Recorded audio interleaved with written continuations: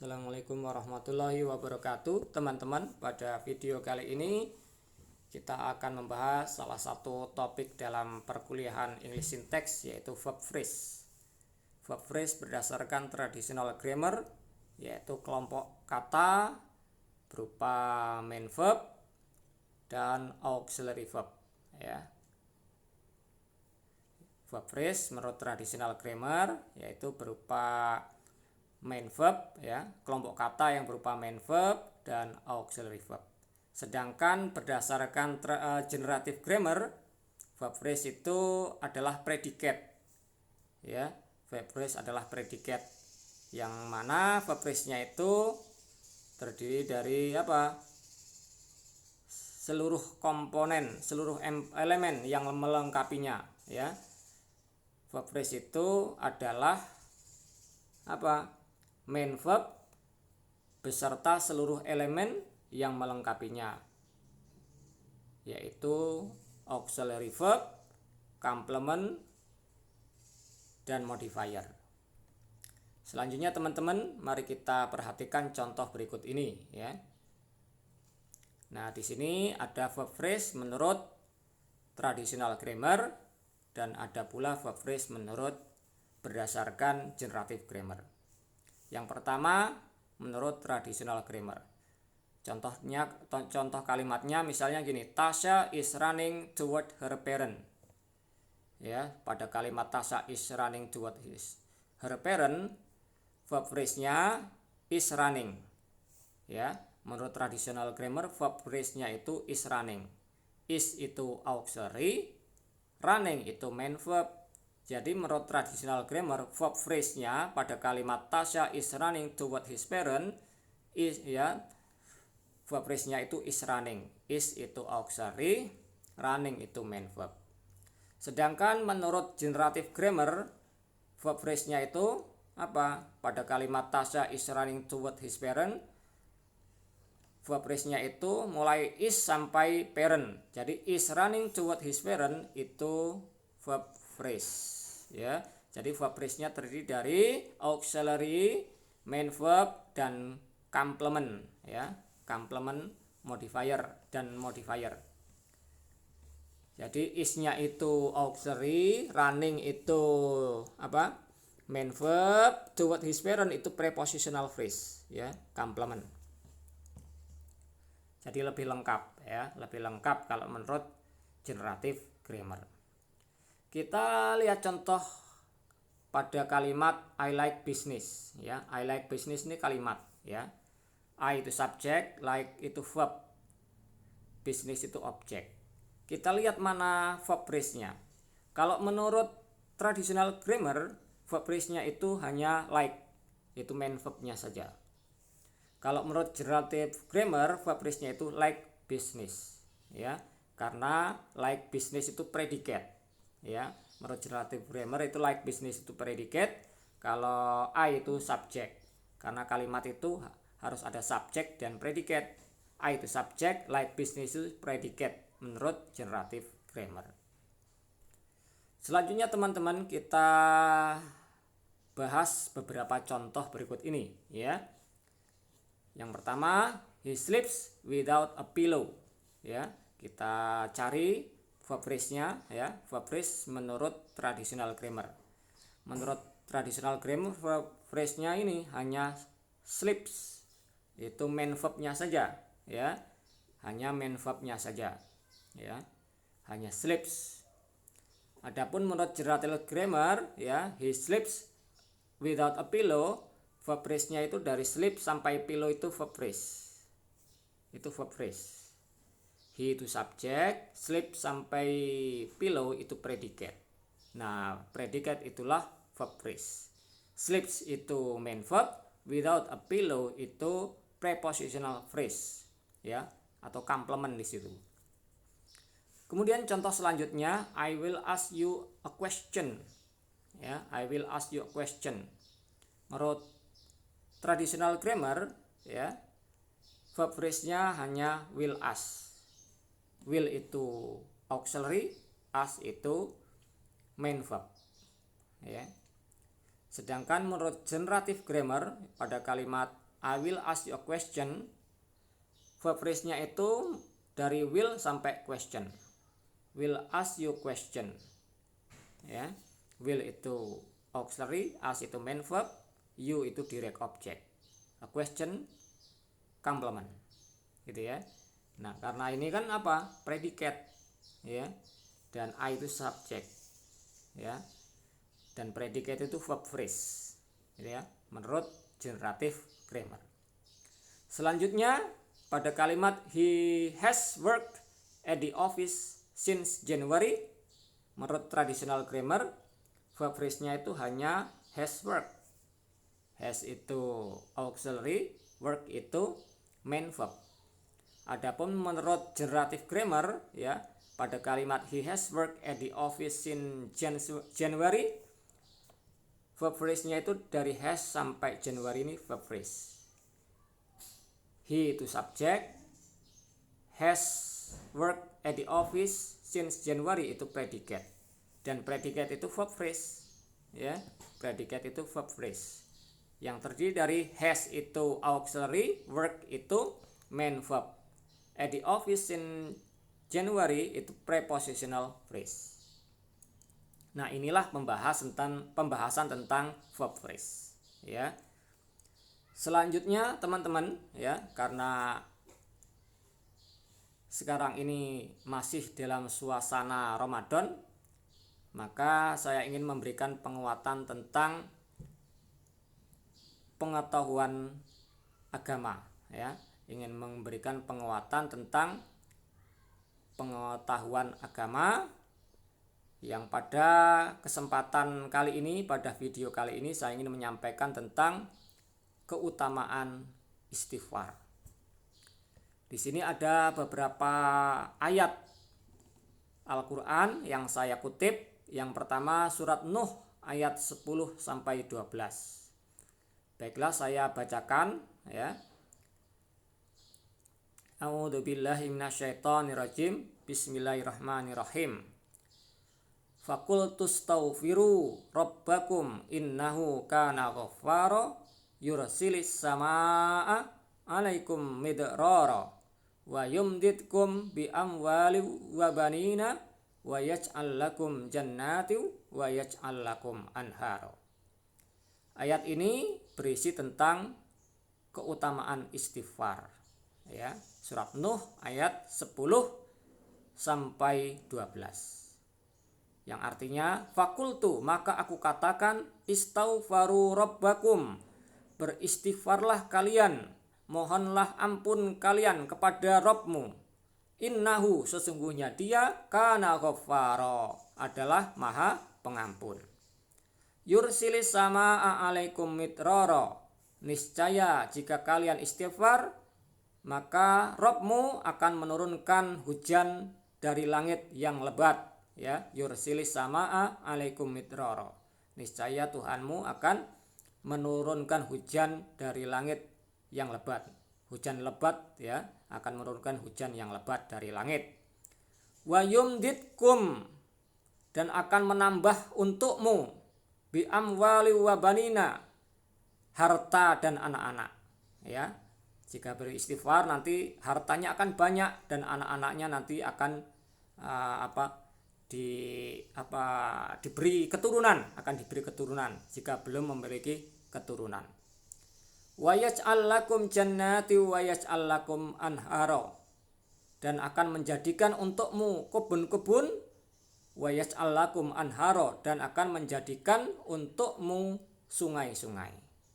Jadi pada ayat ini adalah ayat tentang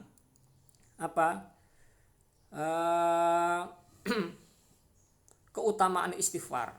Bahwasanya kalau kita sering melazimkan, ya, melazimkan itu apa? Sering membacakan, sering beristighfar, ya, sering beristighfar, maka kita akan mendapatkan beberapa keutamaan menurut ayat ini. Yang pertama, kita akan diampuni dari dosa-dosa, ya. Istaghfaru rabbakum innahu kana ghaffara, karena Allah itu maha pengampun. Selanjutnya yursilis samaa alaikum midrara.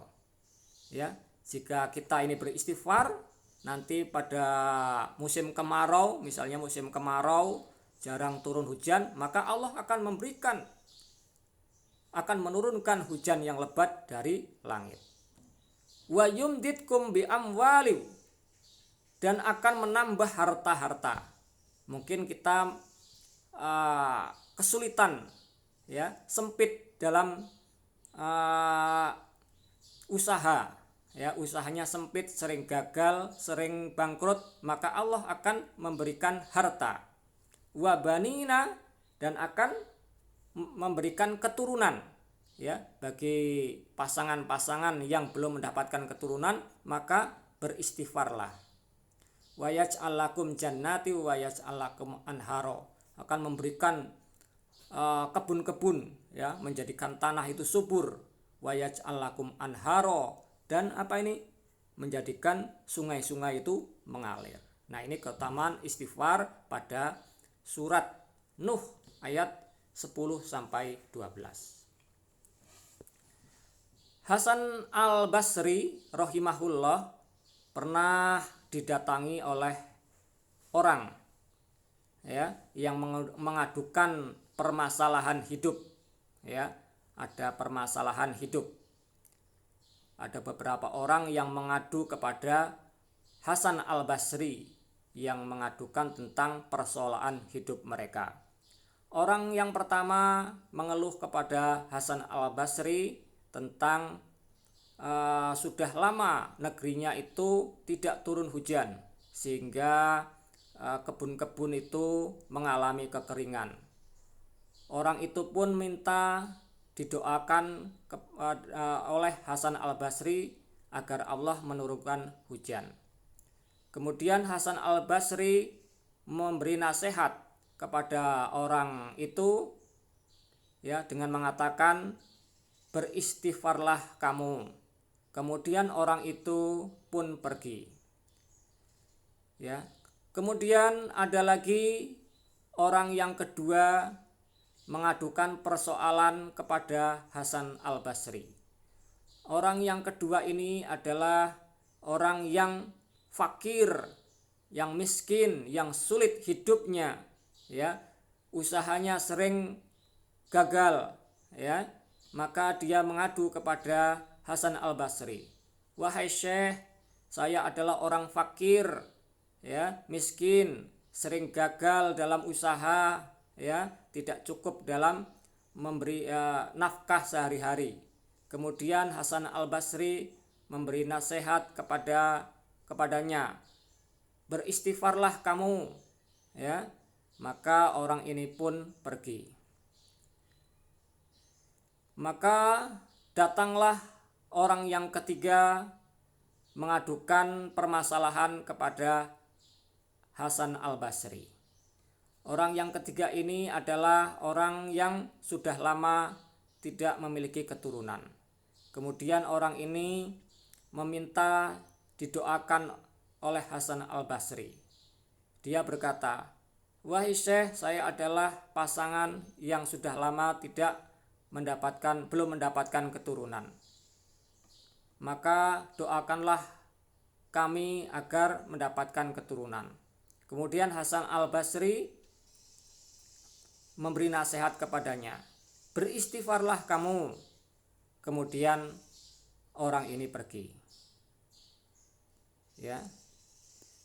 Nah, hal ini didengar oleh orang-orang, ya, ya. Setiap ada persoalan yang disampaikan kepada Hasan al-Basri, maka yang dikatakan kepada orang yang minta dinasehati adalah istighfar.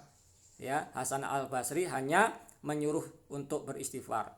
Maka hal ini didengar oleh seseorang yang bernama Ibnu Shabbih. Kemudian Ibnu Shabbih bertanya kepada Hasan al-Basri, wahai Syekh, mengapa engkau menyuruh, ya, semua orang yang mengadu kepadamu untuk beristighfar? Kemudian Hasan al-Basri mengatakan, itu semua, ya, nasihat itu semua bukan datang dariku. Sesungguhnya Allah sudah berfirman, faqultu astaghfiru rabbakum innahu kana ghaffara yursilis samaa 'alaikum midrara wa yumditkum bi amwali wa banina wa yaj'al lakum jannati wa yaj'al lakum anhara. Ya. Nasihat itu semua ya tidak semata-mata datang dariku. Ya, akan tetapi Allah sudah berfirman, beristighfarlah kalian, sesungguhnya Rob kalian itu Maha Pengampun. Niscaya Dia akan menurunkan hujan dari langit yang lebat, akan memberikan kamu harta dan anak-anak yang banyak, menjadikan kamu kebun-kebun dan sungai-sungai. Teman-teman sekalian, di antara ayat ya yang menunjukkan keutamaan istighfar yang kedua yang ingin saya sampaikan adalah surat Hud ayat 3. A'udzubillahi minasyaitonirrajim. Wa anistaghfiru rabbakum tsumma tubu ilaihi yumattikum mata'an hasana ila ajalin musamma wa yu'ti kulli dhi fadlin fadlah fa in tawallau fa inni akhafu alaikum adzaba yaumin kabir. Dan beristighfarlah kalian kepada Rabb kalian, tsumma tubu ilaih, dan bertaubatlah kalian kepadanya, yumatikum mata'an hasana, maka Dia akan memberi nikmat yang baik kepada kalian.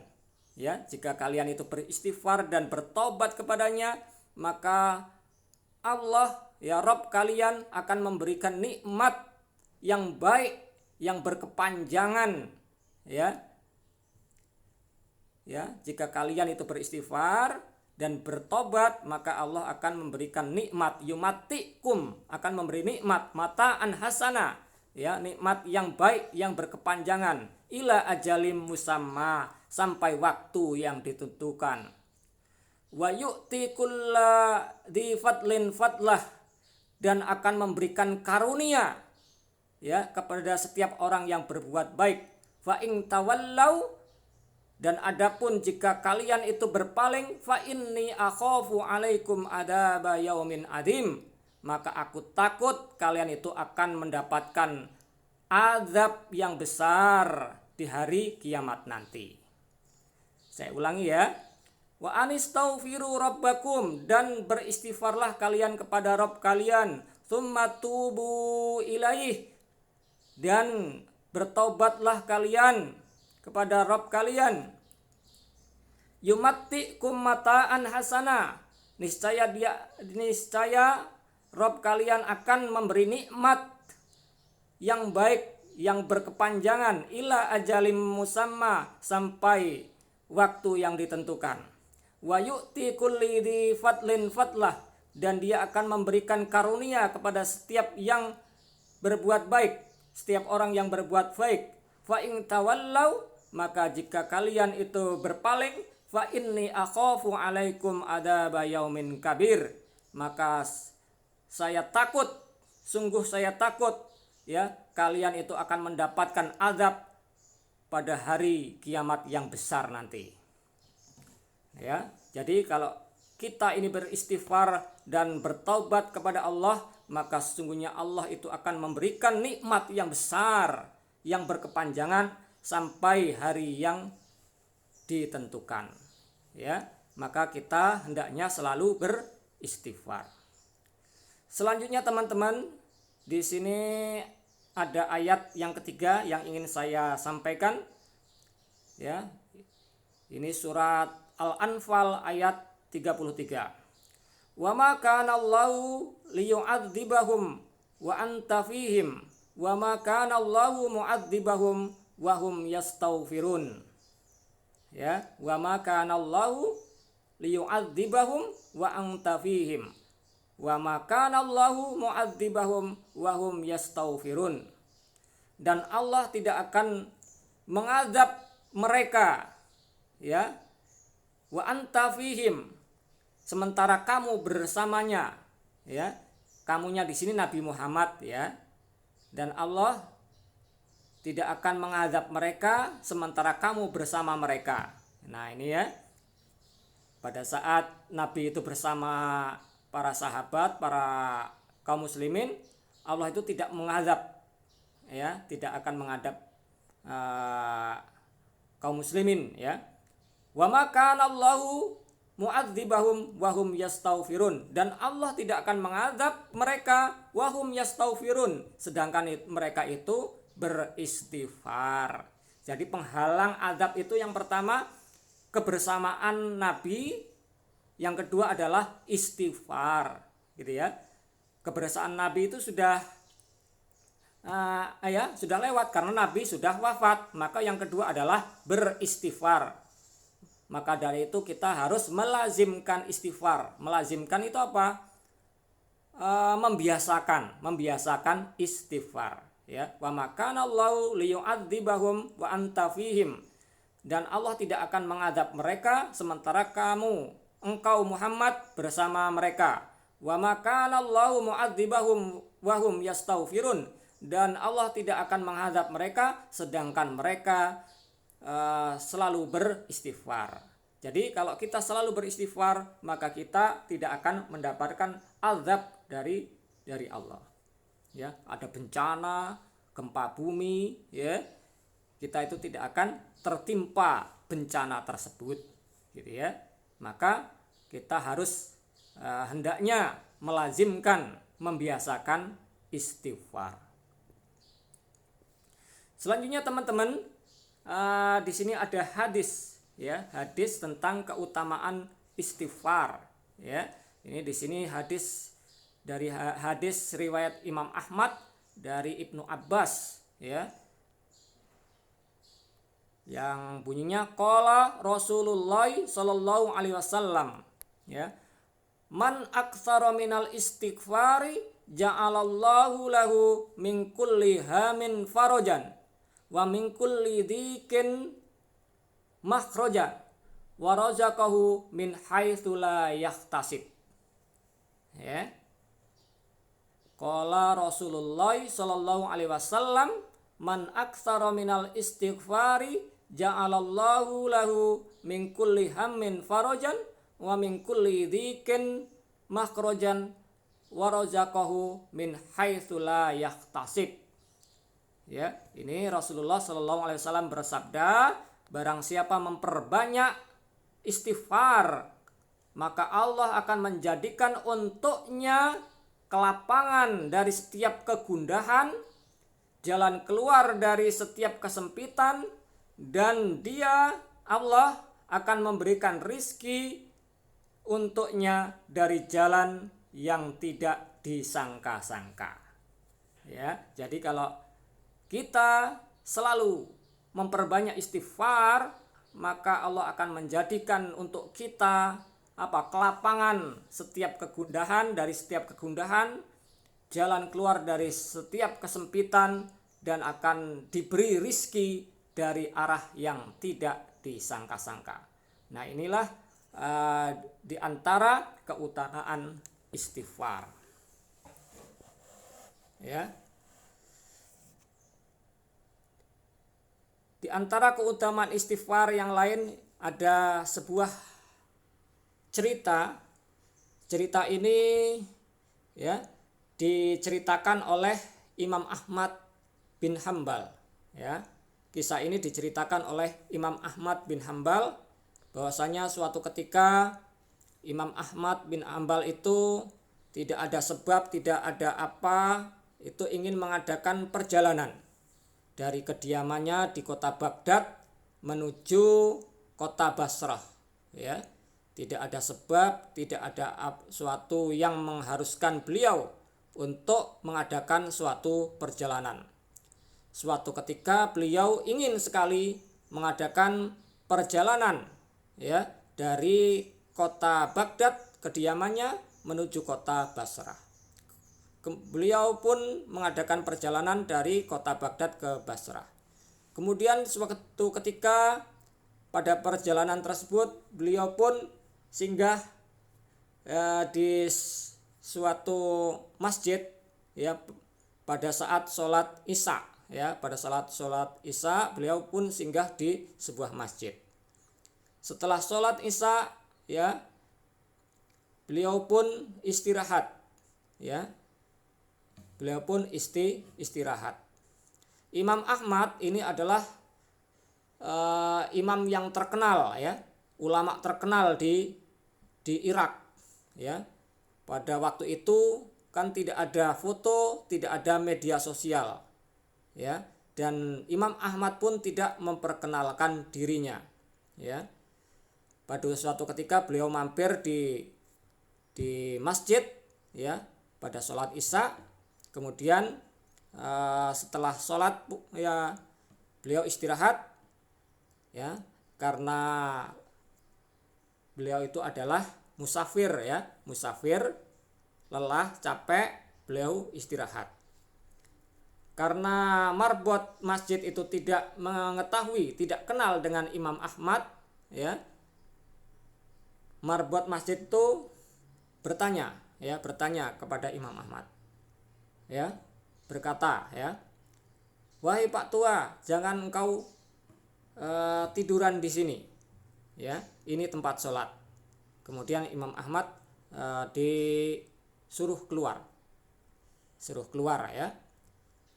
Marbotnya itu tidak kenal dengan Imam Ahmad, padahal Imam Ahmad itu adalah ulama terkenal di Irak, ya. Kemudian Imam Ahmad pun keluar. Di luar di teras Imam Ahmad masih ingin tiduran, berbaringan. Kemudian marbot masjidnya itu juga masih mendekati Imam Ahmad. Wahai Pak Tua, jangan engkau tiduran di sini, ya. Tiduran di sini. Imam Ahmad masih tidak diperbolehkan baik di dalam maupun di luar masjid untuk tiduran, ya. Karena marbotnya ini tidak kenal dengan Imam Ahmad. Kemudian Imam Ahmad itu melihat, ya, ada penjual roti yang menjual roti di samping masjid. Ada penjual roti yang menjual roti di samping masjid, ya. Di samping masjid itu ada penjual roti. Penjual roti itu melihat kejadian itu. Imam Ahmad itu orang tua diusir oleh marbot masjid. Kemudian penjual roti itu menawari Imam Ahmad untuk ikut menginap di rumahnya. Kemudian Imam Ahmad pun bersedia untuk menginap di rumah penjual roti tersebut, ya. Kemudian di rumah penjual roti itu Imam Ahmad itu sangat takjub dengan perbuatan tingkah laku si penjual roti itu. Si penjual roti itu memiliki amalan yang luar biasa yang menurut Imam Ahmad takjub. Setiap kali melakukan sesuatu, ya, penjual roti itu selalu beristighfar, ya. Jika dia diajak bicara, ya, ketika tidak diajak bicara dia beristighfar. Ketika dia diajak bicara dia menjawab, seperti itu. Ketika dia selesai bicara, ya, dengan Imam Ahmad, ya, sambil mengerjakan sesuatu dia selalu beristighfar, ya. Sambil dia itu membuat roti untuk dijual, ya, dia membuat adonan, dia mengucapkan astaghfirullah. Dia memecahkan telur, dia mengucapkan astaghfirullah, ya. Dia mengaduk adonan lagi, dia mengucapkan astaghfirullah. Hal ini membuat Imam Ahmad bin Hambal merasa takjub. Kemudian Imam Ahmad bertanya kepada penjual roti itu, sudah berapa lama engkau mengamalkan amalan ini? Kemudian penjual roti itu menjawab, kira-kira sudah 30 tahun. Kemudian Imam Ahmad bertanya lagi, apa manfaat yang engkau peroleh dengan amalanmu ini? Ya, Imam Ahmad bertanya kepada penjual roti itu, apa manfaat yang engkau peroleh dari amalanmu ini? Kemudian penjual roti itu menjawab, sungguh dengan istighfarku ini, ya, dengan aku rajin beristighfar ini, tidak ada satupun doa yang tidak dikabulkan oleh Allah, melainkan seluruh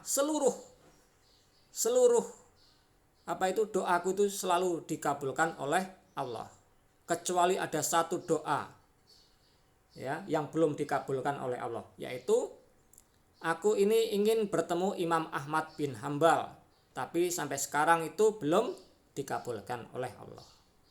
Mendengar hal itu, maka Imam Ahmad bin Hambal takbir, ya, takbir dia. Kemudian mengatakan kepadanya, wahai fulan, sesungguhnya istighfarmu sudah membuatku mengadakan perjalanan dari kota Baghdad menuju Basrah. Kemudian istighfarmu sudah membuatku diusir dari masjid oleh marbot. Dan istighfarmu sudah membuatku tinggal di rumahmu dan bertemu denganmu. Dan istighfarmu sudah membuat doamu terkabulkan, bahwa doamu ingin bertemu dengan Imam Ahmad bin Hambal. Akulah Ahmad bin Hambal. Itulah teman-teman di antara keutamaan istighfar, bahwasanya istighfar itu salah satu keutamanya adalah doa-doa itu mudah untuk dikabulkan oleh Allah Subhanahu wa taala. Selanjutnya, ya, mari kita selalu beristighfar. Ya, mari kita selalu beristighfar. Dan beristighfar itu, ya, kita juga harus, ya, menghindari dari kemaksiatan, ya, dengan kemaksiatan, ya. Kita menghindari kemaksiatan sambil kita itu beristighfar.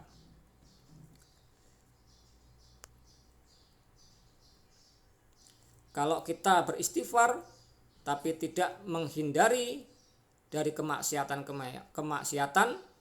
maka istighfarnya itu juga masih memerlukan istighfar, ya. Istighfarnya masih perlu istighfar, karena istighfarnya masih dibarengi dengan kemaksiatan. Ya, demikian video ini, semoga bermanfaat, ya. Jangan lupa kalian nanti mengerjakan tes pada Google Form yang tersedia. Sekian, assalamualaikum warahmatullahi wabarakatuh.